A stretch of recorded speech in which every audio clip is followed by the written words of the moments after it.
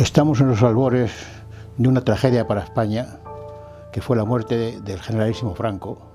En aquel día, yo me recuerdo que estaba trabajando, cuando dieron la noticia, aunque la habían dado a las 5 de la mañana, yo no me enteré hasta las 8 de la mañana. Entonces dejé mi trabajo y me dirigí a la Plaza de Oriente. ¿Y cuál fue mi sorpresa cuando me encontré que no podíamos ni entrar, que aquello era una avalancha de fervor, de gente que estaba esperando para dar su último adiós al hombre que había sido todo para España? Fue algo tremendo. El caudillo había sido para el pueblo español durante tanto tiempo como el padre de la nación. Aquello fue el mayor testimonio de que un pueblo estaba encantado de todo lo que nos había traído él y lo que había mantenido. Ciertamente a un tirano no se le hace eso. Tenía 19 años, sentí una sensación enorme de orfandad porque había desaparecido al que nosotros habíamos considerado siempre el César. Es la primera vez que veo a mi padre, un tipo curtido en 1000 batallas, un hombre muy serio, muy honesto y muy cabal, militar y abogado, que se le cayeran las lágrimas. Pero además unas lágrimas que no le salían de, digamos, sino de la profundidad de su alma, y eso me conmovió sobremanera. Nunca olvidaré el mar de pañuelos que con el grito de Franco, Franco, Franco se despidió al féretro del generalísimo. Recuerdo perfectamente las colas de 8 y 9 horas, colas inmensas, multitudinarias, porque hay que tener en cuenta que apenas cada persona podía estar ante el féretro de Franco unos segundos, el tiempo justo para persignarse y nada más, ¿no? Con lo cual uno se puede imaginar la cantidad ingente de personas que pasaron por delante del féretro de Franco, ¿no? Los españoles que habían vivido el franquismo hacían colas en el centro de Madrid de hasta 13 y 14 horas para rendir un último tributo al jefe del Estado.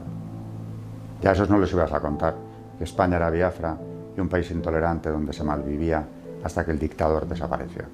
A esos no se lo puedes contar, pues lo vivieron. Iba gente de todo tipo, iban gente de todas las edades, de todas las clases sociales, vestidos de trabajo, muchos de ellos venían con sus monos de trabajo, otros eran jóvenes con barbas, así tipo progres, y algunos lloraban también, esos jóvenes y esos obreros.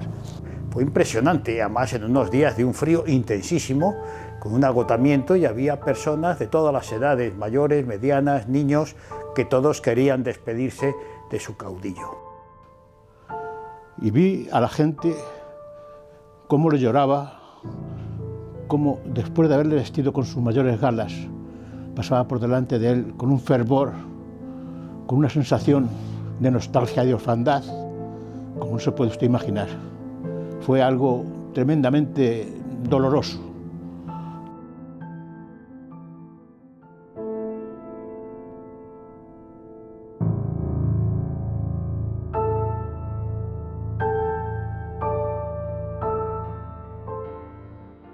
Franco, en el plano militar, yo lo considero, y creo que la historia lo avala, y lo avalará cuando se vuelva a escribir de una manera racional, sosegada y con la verdad histórica por delante, ha sido posiblemente la figura militar más importante que ha tenido España. Algunos pensarán que esto es una exageración, porque España ha tenido una historia militar gloriosa en muchísimas etapas.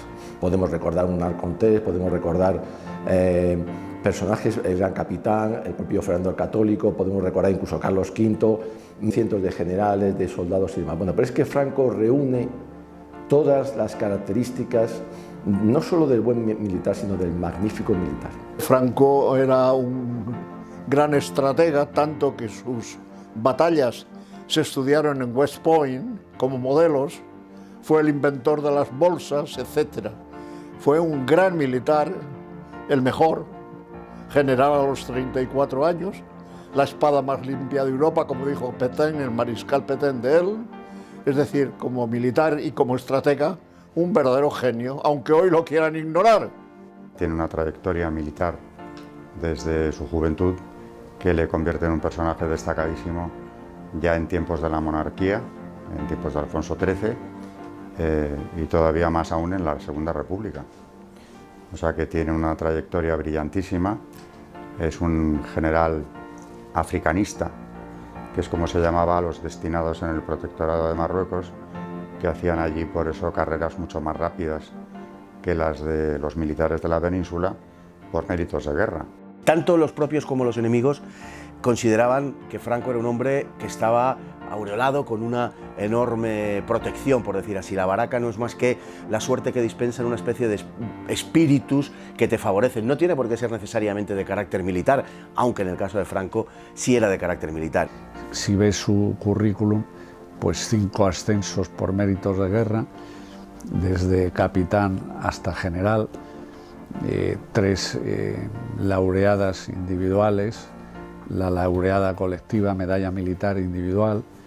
Es el alumno aplicado, humilde, disciplinado, estudioso de la Academia de Infantería de Toledo, pero es además el fundador de la Legión, es el hombre de primera línea. Un gran soldado, un gran militar, se curtió en las guerras de África, en los empleos más jóvenes, donde el valor adquiere una importancia capital. Allí demostró grandes dotes de mando, desde el principio, desde teniente, que luego demostró con creces al mando de la Legión. Hizo el primer puente aéreo de la historia, pasó el ejército de Marruecos a la península con unos pocos aviones que eran españoles, menos algunos alemanes de Italia, y luego pues enlazó con las tropas de Mola, que estaban sin municiones en el norte, y avanzó hacia Madrid. En unos meses se plantó en Madrid, cuando estaba todo el ejército, digamos, todos los medios materiales estaban en poder de la República, la aviación, la armada, las industrias, las fábricas. Si eso no son méritos militares, pues... Hay un legado personal de honradez, de amor a España y de amor a Dios. Y de él hubo algunos que dijeron que el general Franco era un hombre de formación militar, por tanto, lo único que tenía era sentido común, pero tenía mucho. Si uno se recoge las ordenanzas militares y empieza a analizarlas, pues ve que todas las virtudes que en ellas se reflejan las podemos ver en la persona del Franco militar desde el principio hasta el final. Las cosas se han contado al revés. Lo de 1934 no es que se produjera una revolución en favor de los pobres y los socialistas fueran a redimir al proletariado. No. Fue un golpe de Estado por no aceptar en los resultados de unas elecciones para querer establecer aquí una república de corte comunista. No hay un historiador que se precie, desde Pío Moa, Stanley Payne, Fernando Paz, Luis Togores, nadie que haya estudiado, Ricardo de la Cierva, Luis Suárez, con un mínimo rigor y detenimiento la guerra civil, que no indique que la república era cualquier cosa menos una democracia, que se había ilegitimado en su ejercicio sin lugar a dudas y que Niceto Alcalá Zamora pues había perdido toda autoridad y había entregado a las masas en unas elecciones fraudulentas en febrero del 36 a la conjunción comunista separatista, ¿no? Ese Frente Popular, y por lo tanto ya la legalidad no existía ni siquiera en el orden público, ni en el respeto a la propiedad privada, ni el respeto a ninguna ley o norma constitucional básica. ¿Qué hizo la Iglesia después de la persecución? Porque la Iglesia fue perseguida durante toda la República, pero al final ya no era una persecución de quemar sus bienes, su patrimonio, su legado histórico, no era matarlos, y por lo tanto la Iglesia, con un criterio lógico de preservar la santidad, convirtió esa guerra en una cruzada. Se trataba de salvar la tradición católica de España y salvar, por lo tanto, las consecuencias que se iban a derivar del peligro que teníamos del marxismo que se nos había infiltrado aquí. Precisamente el plan de Stalin era hacer un efecto tenaza, coger a toda Europa de abajo arriba y, por lo tanto, meter el comunismo en toda Europa. Una gran, por lo tanto, coraza fue Franco, que fue el único que de frente ha logrado vencer al comunismo. Y eso no lo perdona el comunismo, ni lo perdona, por supuesto, la masonería, que es la que está detrás de todo. La propia Gran Logia, el Gran Oriente de España, se jactaba de que aquella república era suya. Entonces, claro, se juntan enemigos de la Iglesia de diferente índole, aunque conectados en más de un aspecto, y claro, así se entiende la persecución enorme y la cantidad de mártires que se producen luego ya al estallar la guerra civil, aunque habían empezado a matar sacerdotes y, como digo, hasta seminaristas y religiosos ya en Asturias. Que hay unas sociedades y hay unas redes de influencia y hay una propaganda, etcétera, pues eso es evidente, que ya digo que en las Cortes de la Segunda República, de los 300 diputados, había 150 que pertenecían o habían pertenecido a la masonería. Son enemigos de España porque, primero, porque España es católica y el catolicismo lo detestan, porque la Iglesia, los cristianos, los verdaderos cristianos, son los únicos capaces de hacerles frente. Nos salvó de la barbarie, nos salvó de la desintegración de España como país, nos salvó de una tiranía marxista, que es la peor de las tiranías. Ir a misa, llevar corbata, llevar sombrero, tener un hijo seminarista, tener un hermano sacerdote, tener una tía monja, eso sencillamente te costaba la vida, te costaba la vida. Ellos estaban orgullosos de las barbaridades que hacían. De hecho, existen numerosas fotografías de las profanaciones que hacían de las tumbas en los cementerios, en las iglesias, desenterrando, y se hacen fotografías con lo desenterrado y están sonriendo. No es el resultado de un momento tremendo de la lucha, de que estás enfrascado, que han matado a los tuyos y entonces tú de alguna manera reaccionas. No, no, son con toda frialdad en las retaguardias, desenterran a los que están enterrados en las iglesias y en las catedrales y se hacen fotografías con los restos humanos que allí están presentes y lo hacen sonriendo. El terror rojo no es un exceso por apasionamiento, es un método planificado que tiene en cuenta la psique humana. Esto viene de Lenin: contra las almas la mentira, contra los cuerpos la violencia. Es decir, ellos saben que pegando a la gente y matándola, pues el enemigo se asusta, se quedan metidos en casita y no se les oponen. De manera que ejercer este terror pues es algo que a ellos les, forma parte de su plan. Ahora no, ahora ya han cambiado de métodos y se han convertido en algo mucho más inteligente, ¿no? La doctrina de Gramsci está teniendo repercusión y lo que se hacen es adueñarse de la cultura, que es en definitiva adueñarse de las conciencias. Se olvida que precisamente el muro de Berlín, el bloque comunista, cae precisamente cuando los obreros en Gans, en Polonia, se sublevan precisamente contra el comunismo. Es decir, son los obreros los que echan abajo el régimen comunista en Europa. Han fabricado una leyenda negra sobre el régimen de Franco en general y sobre la figura del general Franco muy en particular. La historia ha sido falsificada de una manera sistemática. En este libro explico cómo la guerra no ha sido asimilada y está dando lugar a un envenenamiento de la convivencia en España. Efectivamente se está produciendo un lavado de cerebro de muchas generaciones, pero también hay que decir que, dado el estado al que han conducido a la educación actual, pues me parece que va a tener poco efecto sobre la población. Tengamos en cuenta que, claro, cualquier español que tenga hoy 40, incluso 50, porque eso le pilló siendo un niño, ¿no? La desaparición de Franco, tiene una idea nefasta del franquismo, que es la que le han enseñado en el colegio, los medios de comunicación, en cualquier ámbito de la cultura que usted se mueva. ¿Qué han visto? Películas, series, reportajes, donde se le presenta como un verdadero monstruo. Entonces, eso no se podía conseguir de un día para otro. Eso ha habido que esperar muchos años para lograr crear esa imagen verdaderamente no distorsionada, sino contraria a la realidad.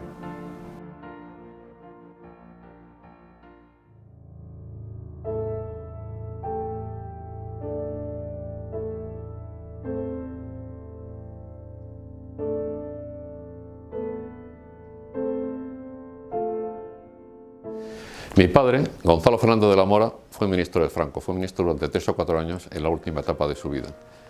Mi padre fue un intelectual muy conocido, se le llama muchas veces el intelectual de la España de Franco, tenía una pluma fabulosa y una capacidad intelectual notable. Yo diría que su descripción de Franco, al que conoció íntimamente, es probablemente de las más fiables que podemos encontrar. Él escribió un libro de memorias, mi padre, en el cual dedicó un capítulo a glosar la figura de Francisco Franco. Fue un libro escrito naturalmente después del fallecimiento del generalísimo y por lo tanto en un momento en que no podía esperar recibir ningún tipo de recompensa por el hecho de hacer una presentación de Franco positiva. En ese capítulo empieza de la forma siguiente. Según los bibliógrafos, Franco es, junto a Napoleón, la figura contemporánea sobre la que se ha escrito más.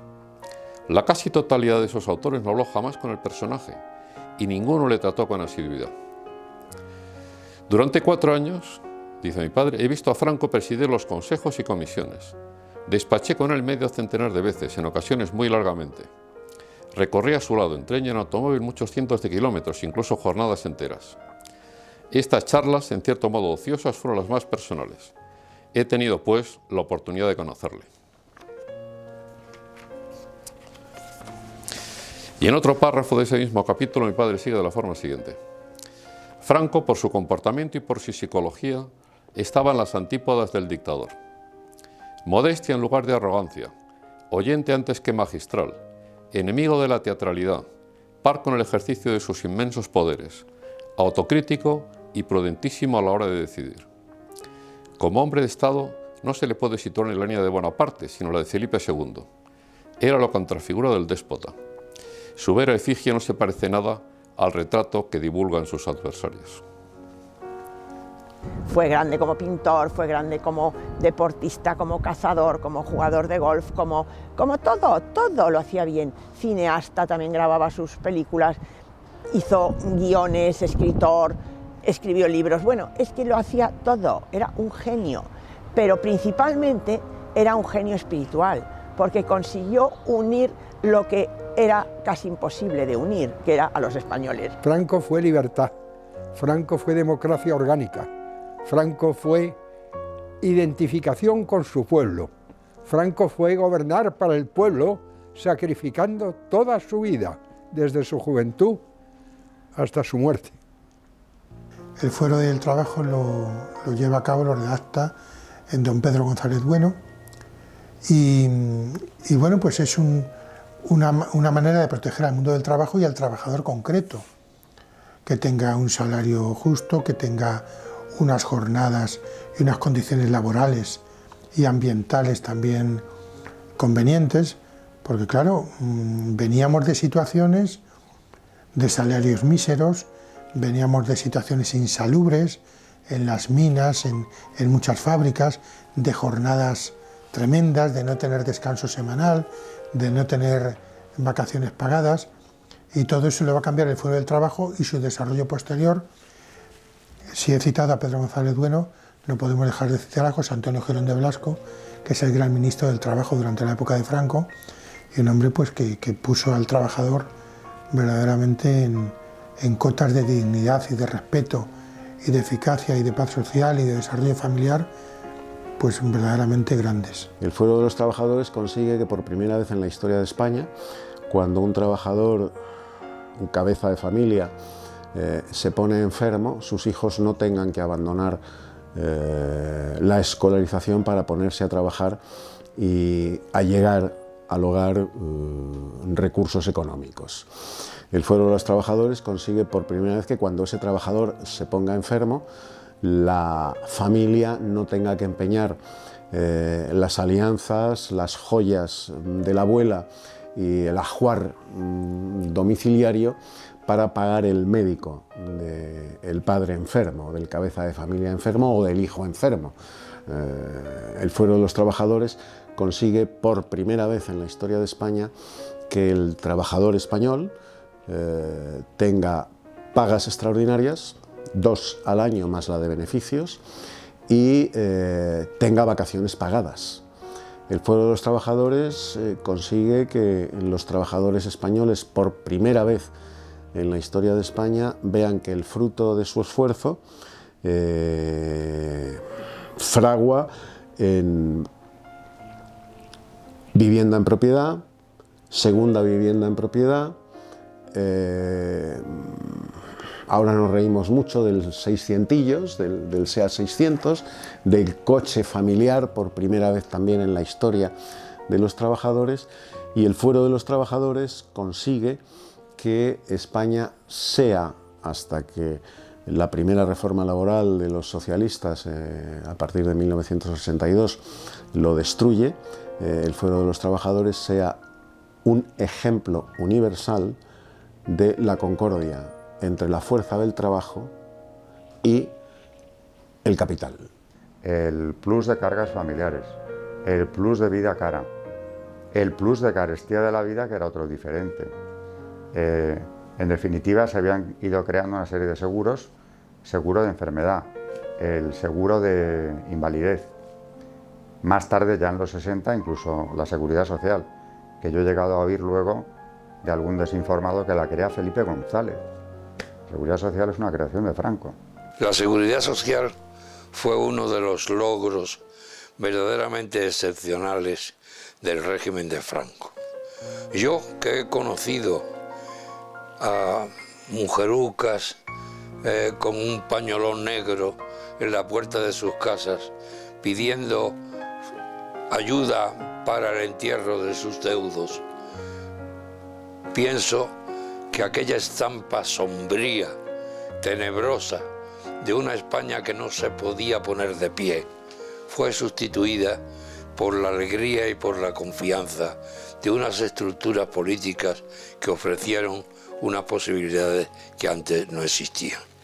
Pone a España a construir, a producir, primero a rehacer lo que se ha destruido, que es inmenso, y luego es puntero en traer aquí empresas de automóviles que no existían entonces, es puntero en electrificar la red de ferrocarriles, que era una patata prácticamente, empezar a diseñar las carreteras. ¿Para qué vamos a hablar de los pantanos? Él es consciente, es un hombre del pueblo, ha vivido la sequía pertinaz que decía, la que vivimos hoy. Hoy hablamos de que es que los pantanos como están.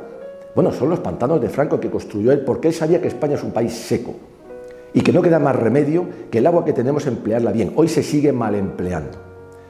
Por eso la labor social de Franco es ingente, da a España un salto que nunca volverá a darse, porque hoy podemos decir que hay muchos avances técnicos, siempre el ser humano avanza, pero es que no es comparable con lo que hizo él en su trabajo. Los grandes puertos, los grandes aeropuertos, el sistema de comunicaciones, todo eso que se hizo en España se hizo además sin necesidad de los partidos. Las grandes conquistas sociales se hizo sin partidos políticos, sin sindicatos partidistas, sin huelgas, se hizo mediante la legislación y mediante los tribunales, en este caso los tribunales de trabajo. Y las grandes reformas en el campo, los grandes regadíos, se hicieron sin expropiaciones demagógicas. Se expropiaba cuando no había más remedio, pero se respetaba enormemente. La combinación en el sistema financiero se hacía con un sistema público y un sistema privado. Había miles de bancos y cajas de ahorros, todos ganaban dinero y todos hacían un servicio a las personas y a la iniciativa privada. Entonces, todo eso, como son realidades claramente que están ahí a los ojos de todos, hay que ocultarlas. ¿Y cómo se ocultan? Mintiendo, difamándole, llamando de dictador, asesino, genocida. Poco antes de morir entrevistamos a Utrera Molina, uno de sus mejores ministros, que nos decía que Franco era una persona muy comprensiva, muy dialogante, lo más opuesto a alguien que imponía las cosas, ¿no? Cuando había una reunión, una consulta, escuchaba a uno, a otro, ¿qué le parece a usted esto, lo otro? Lo pensaba, lo moderaba rectamente, pero no era una persona que imponía, ¿no? Sino que consultaba mucho, se asesoraba bien y realmente tomaba la sana decisión, ¿no? La justa decisión. O sea, realmente esa figura que nos han hecho es una caricatura de Franco. O sea, no era un dictador, era un buen cristiano que tomaba decisiones para el bien común. España pasa de ser un país muy atrasado económicamente en relación con Europa a convertirse en una de las 10 primeras potencias mundiales a nivel industrial. Solamente ya en datos, cuando hablamos de datos económicos o de legislación social, ese debate la izquierda no lo quiere jamás seguir, porque los datos son tan contundentes que no pueden negarlo. Bueno, a mí en un programa de televisión me llegaron a decir, un antifranquista, claro, que la España de Franco se parecía a Biafra. Yo contesté, yo soy unos años mayor, no muchos más, pero unos años más que usted tengo, y a mí usted no me puede decir eso, porque yo no soy un estudioso del tema, yo lo he vivido. Y la España del franquismo no se parecía nada a Biafra. Y le di un dato, la renta per cápita del español, poco antes de la muerte de Franco, a principios de los 70, estaba muy próxima a la renta per cápita de un belga. Un misterio, un expediente X de la historia reciente de España, de la historia de Franco, es cómo es posible que un genocida, que dicen que fue un genocida, un asesino, un fascista, tirano, sanguinario, tuviera el apoyo de un pueblo entero durante 40 años, apoyo unánime. No tuvo ningún tipo de oposición democrática. Los que se le ponían eran comunistas, terroristas, anarquistas. No había ningún demócrata dentro de sus opositores. Totalitarismo del franquismo significaba simplemente que el Estado iba a intervenir en las relaciones entre obreros y patronos, generalmente a favor de los obreros, para impedir que se creara una oposición, un antagonismo de clase, ¿no? Esa era la idea del totalitarismo. Pero el totalitarismo soviético es otra cosa muy distinta. Totalitarismo soviético significa que el Estado está ocupado por un partido, el partido ocupa el Estado y el Estado ocupa toda la sociedad. Lo que es el régimen que de Franco es el aglutinamiento del conjunto que de las derechas. Franco es el que lo controla y el que decide en un momento dado qué sector tiene que dirigir el gobierno con sus diversos programas, pero no hay un partido totalitario. Franco no solamente era un militar genial, era un organizador genial. De la nada, de la miseria, nos convirtió en la 8ª potencia industrial del mundo en menos de 40 años. Fue un hombre con conciencia, dotado de un sentido de trascendencia de una patria que había que salvar. Ni buscó el poder para sí, y además la prueba de que la unión que dio a los españoles es que con pocos medios y todos unidos, él estuvo 40 años tranquilamente, nunca tuvo conflictos con el extranjero. Es más, las embajadas que marcharon de aquí volvieron sin que nadie las llamase, viendo el prestigio que España estaba ganando en el mundo. No viajó, le visitaban. Franco era un ser humano, tuvo sus debilidades y tuvo sus errores, que podían ser pequeños, que podían ser menos que otros, pero tuvo sus errores, evidentemente. A veces se equivocó en poner un ministro, a veces se equivocó al aceptar una ley y demás. Cometió errores, como todos, porque mientras estamos en este mundo, pues nos equivocamos. Él se equivocó lo menos posible, porque siempre hacía mucha oración y tenía mucha ayuda espiritual de Dios. Le mandaba incluso místicas a guiarle y a decirle lo que debía hacer en momentos críticos, como por ejemplo la madre Ramona la Catalana, que se le aparecía en bilocación dentro de su despacho sin haber entrado, cosas milagrosísimas, y que le dijo de parte de Dios que no entrara en la Segunda Guerra Mundial, por ejemplo. El movimiento fue liberación, fue unificación y fue progreso para todos los españoles y sobre todo para los más necesitados, hasta crear esa clase media que fue uno de los logros más notables del franquismo y que pretenden destruir en estos momentos. Franco fue un militar excepcional, un estadista como no ha existido otro en Europa. Y yo diría que en el mundo, que ha mantenido una estabilidad política a lo largo de 40 años, con un pueblo feliz que se le oía cantar y que se le oía crecer a España en aquellos años gloriosos que crearon el milagro español, la 9ª potencia industrial. ¿Para qué vamos a hablar? Entrega de 1000 viviendas por día durante años, algo verdaderamente increíble. Basta recordar las palabras de Marcelino Camacho cuando en el primer estatuto de los trabajadores, después del año 75, que dijo: hemos perdido, con Franco estábamos mucho mejor. El estatuto de los trabajadores protegía a los trabajadores muchísimo más, y desde luego mucho más que hoy, con las políticas neoliberales, ¿no? Su gran mérito fue en comprometer a los españoles que pusiéramos todos los hombros y a sacar lo que hiciera falta. Inventamos hasta el gasógeno para poder caminar. O sea que despertó el interés de los españoles y luego no robaba. No robaba, señores, no robaba. Esto debían de decirlo todos los días en todas las televisiones. Solamente hay dos clases de dictaduras: abusar del poder o no usarlo. Él no abusó del poder, lo usó porque alguien tiene que usarlo. Desgraciadamente nos está faltando eso, pues estamos como estamos. En el franquismo había mucha libertad personal. ¿Qué es la libertad personal? La libertad personal es aquella que tienen las personas sin intervención del Estado. Por poner un ejemplo, usted puede viajar donde le dé la gana. Eso es libertad personal. El Estado no va a regular eso. Pero en los países comunistas sí se regulaba. En la Unión Soviética usted no podía viajar a donde le diera la gana, tenía que tener autorizaciones y no sé qué. Bueno, pues en España eso no ocurría. Es un ejemplo, ¿no? Poder estudiar lo que le diera la gana, salir al extranjero, volver, en fin. Franco, ¿cómo va a ser un dictador? Franco dio las mayores libertades que ha tenido el pueblo español a lo largo de su historia. Libertades personales, libertades cívicas, de poder salir a la calle, de tener trabajo, de tener respeto y dignidad la persona más humilde, sin el abuso del empresario ni del patrón. Eso es libertad. Los países que adoptaron el marxismo en cualquier parte del mundo han terminado en verdaderos desastres absolutos. Por lo tanto, no es una cuestión de la cultura, si es de África, si es de Hispanoamérica, si es de Asia, no, han fracasado siempre entre baños de sangre y toneladas de miseria. La masonería está actuando y luego está el liberalismo. El liberalismo ha sido siempre la puerta de la dictadura del proletariado. Han sido los tontos útiles que siempre terminan abriéndole la puerta al marxismo, al socialismo y al comunismo.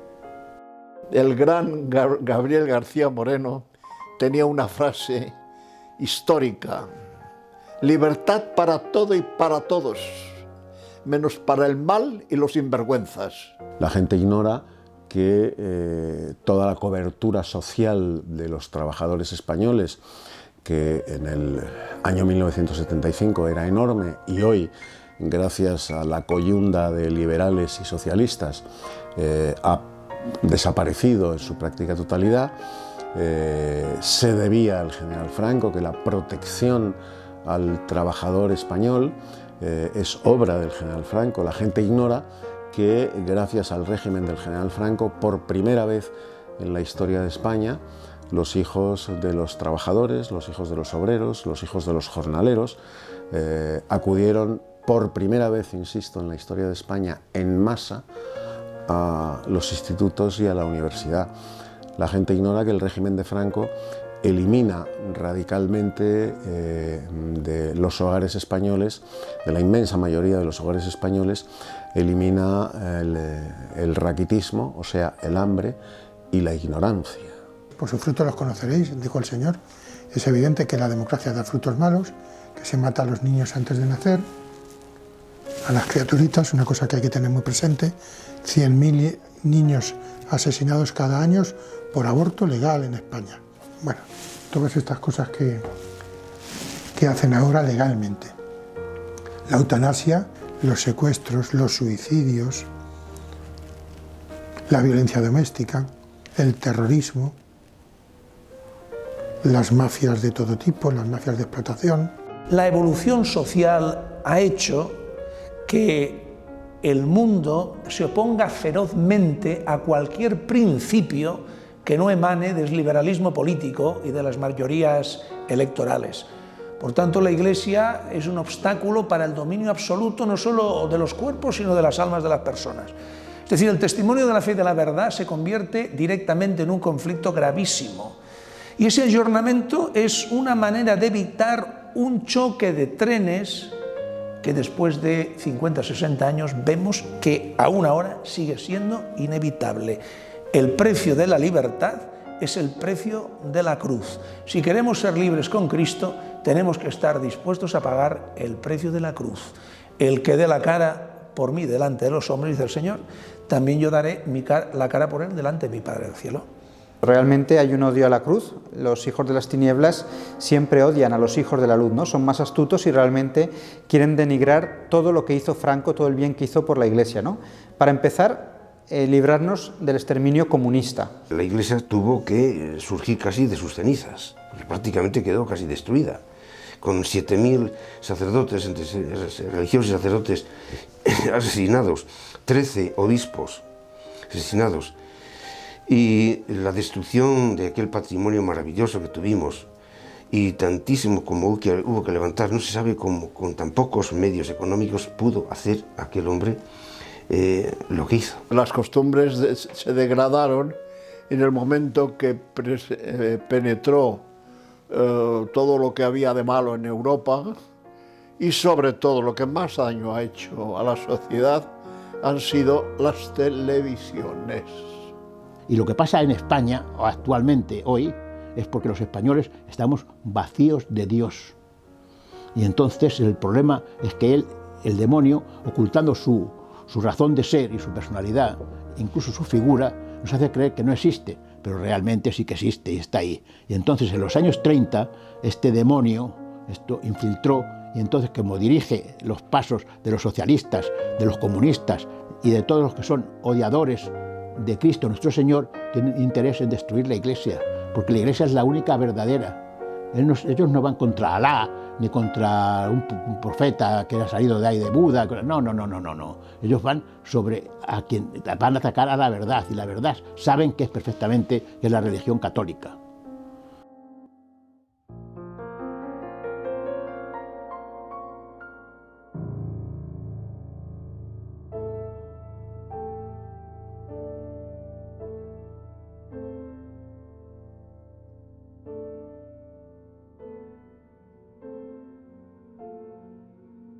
El primer rasgo que yo creo que caracteriza el pensamiento de Franco es su fe católica.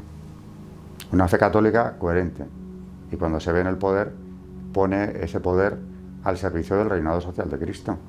En los años 60, el número de seminaristas en España superaba los 20.000. Los historiadores nos movemos con datos. Por comparación, ahora me parece que son unos 1.100, 1.200. Ese es un dato para saber de qué estamos hablando. El espíritu católico había penetrado en la sociedad, gracias a que Franco se preocupó de eso. Franco era un católico tan práctico que en las cortes había obispos para que vigilaran, en el buen sentido de la palabra, que las leyes se ajustaran todas a la moral católica, no como ahora, que manda la masonería y la sinagoga de Satanás para hacer leyes que vayan contra la Iglesia católica. Según señalan sus biógrafos, con 18 años ya participó de manera activa en la adoración nocturna. Todos los que le trataron, y yo he hablado con algún sacerdote, me transmiten que era como santo. Recuerdo siempre lo que me dijo una de sus nietas, Mary, que tanto mi abuelo como mi abuela, decían, son las mejores personas que he conocido a lo largo de mi vida. Fueron las personas que me enseñaron a rezar y fueron las personas que me dieron la fe. Era un hombre que antes de la guerra, ya aparte de ser católico practicante, rezaba el rosario todos los días del año. Era un hombre que me contaba un nieto suyo, que cuando ellos eran niños iban al Pardo a cenar, se cenaba pronto, y si no se daban prisa en despedirse ya no se despedían de los abuelos, porque nada más acabar se iban a la capilla a rezar los dos. Y me contaba cómo el recuerdo que tenía de ellos, el más frecuente era ver a dos señores arrodillados de espaldas, que estaban ya rezando delante del sagrario. Tuvo durante años la reliquia del brazo de Santa Teresa, a la que tenía una enorme devoción. Tenía mucha devoción a las reliquias, como tantos católicos, como tantos papas. Uno de los regalos más importantes que podía hacerte un papa antiguamente era una reliquia. En los primeros cristianos les tenían una devoción enorme. Por eso algún papa mártir fue arrojado al mar con una cadena para que no lo pudieran rescatar los cristianos. Y desde luego Felipe II, si hablamos de precedentes, le daba tanta importancia a tener reliquias que en el Escorial, además del relicario, que es muy importante, en lugares de todo el edificio donde menos te lo esperas, en huecos, en lugares que él consideraba estratégicos, también colocaba reliquias. Consiguió unir lo que era casi imposible de unir, que era a los españoles, y unir a gente que había sido sus enemigos históricamente con los demás españoles, gente de fe, y hacer un solo pueblo. O sea, eso es un milagro, eso es un verdadero milagro. Ese es el gran milagro de Franco, que está simbolizado en el Valle de los Caídos, y por eso lo odian sus enemigos, porque eso se expresa arquitectónicamente y socialmente en el Valle de los Caídos. Esa reconciliación de las dos Españas, donde están enterrados los huesos de unos y otros y están fundidos, que no les pueden separar porque se han unido los huesos. Eso es increíble. Pues eso es la muestra de lo que hizo con España, unir a los españoles y bajo el signo de la cruz. Se encuentra esa España que tiene que recristianizar. Por eso él entiende que la herramienta fundamental es la Iglesia. Y a la Iglesia se lo da todo. Es más, incluso en exceso. No ha habido un gobernante en España, y yo diría que en el extranjero, que a lo largo de su gobierno le diera tanto a la Iglesia. Cuando se negocia y se renueva el concordato en el año 1953, un concordato que procedía de 1853, lo que Franco cede ahí a la Iglesia es prácticamente todo. Luego le da hasta las propiedades. Las universidades laborales, que son ejemplo de edificios prácticamente que simulan al Escorial, terminados, las llaves se le entregan a los jesuitas. Sin más, ¿para qué? Para universidades laborales. Franco financia el Estado más de 30 seminarios totalmente nuevos, y terminado el edificio, diseñado para ser seminario, las llaves de ese edificio y la propiedad se le entregan a la Iglesia. Evidentemente, por supuesto, no solamente eso, la devolución de todo ese patrimonio que en las desamortizaciones y durante la Tercera República, porque la segunda duró apenas un mes hasta la quema de conventos, después ya fue prácticamente, sobre todo a partir de febrero del 36, una Tercera República frente populista, socialista, bolchevique. Franco le da ese patrimonio, se lo va devolviendo sin más. Franco, bueno, fue recompensado, claro, como es sabido, con la mayor condecoración por la Iglesia Católica. Tuvo el respaldo de todo el obispado, de toda la jerarquía española, que no solo le alabaron, sino que hicieron ver al mundo lo que era Francisco Franco. ¿Qué ocurre después de la Guerra Civil? Pues que le dan, Pío XII le confiere a Franco la máxima distinción que concede un pontífice, y es el de la Real Orden de Cristo, la Gran Cruz, y vienen a dársela pues al Palacio Real. Su último mensaje es un mensaje excepcional, de amor a la patria, de profesión de fe católica y de humildad, en el que él pide perdón a todos y perdona a todos cuantos se declararon sus enemigos sin que él los tuviera como tales. Hay que decir una cosa súper importante. El ser de España, el ser, lo que identifica a una persona es su ser. Lo que identifica a España es el ser católica. España, en el momento que deje de ser católica, dejará de ser España.